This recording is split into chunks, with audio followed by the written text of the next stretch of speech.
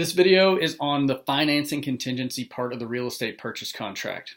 That's the part of the contract that says that the buyer is going to be working on getting a loan with a down payment or with no down payment in order to be able to buy the house. So what does that mean? Usually in today's world, we talk about a buyer getting pre-approved for a mortgage. Before they ever write the offer, a buyer needs to have a lender who has evaluated their income, their debt, all of their credit, preferably their tax returns to make sure that there's no issues there.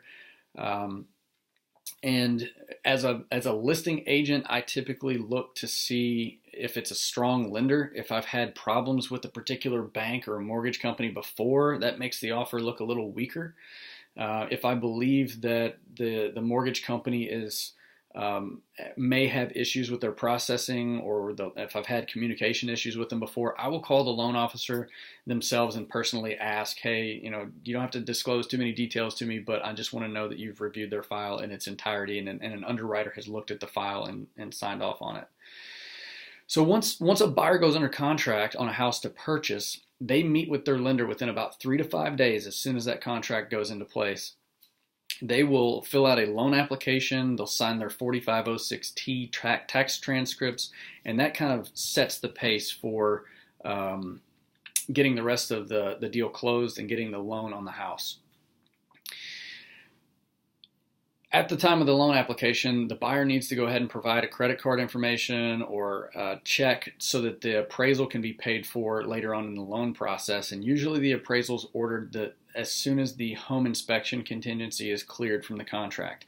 As a listing agent, I like to see that appraisal ordered a little earlier because you never know what might happen. There may be some snags, and especially if you're trying to close the transaction in 25 to 30 days, an appraisal could be what holds up the whole process. What happens if there's a problem with your financing? Well, let's say that the buyer goes out and buys something on credit and their debt to income ratios get skewed a little bit. Well, that's a problem, and that could cause the buyer not to be able to buy the house. So if you're buying a home, don't go out there and buy a car or put a lot of furniture on credit. Don't open up any credit cards, any accounts like that at Home Depot or a furniture store. So if for some reason a buyer loses their employment, there's a change in credit, a change in income or debt, that could really cause problems with the purchase. And the buyer could be held liable if they go do these things because they didn't act in good faith and protect their financeability. So if you're buying a home, the financing contingency could protect you if there are problems. If you're selling a home, make sure that buyer is qualified and everything before you get the contract started.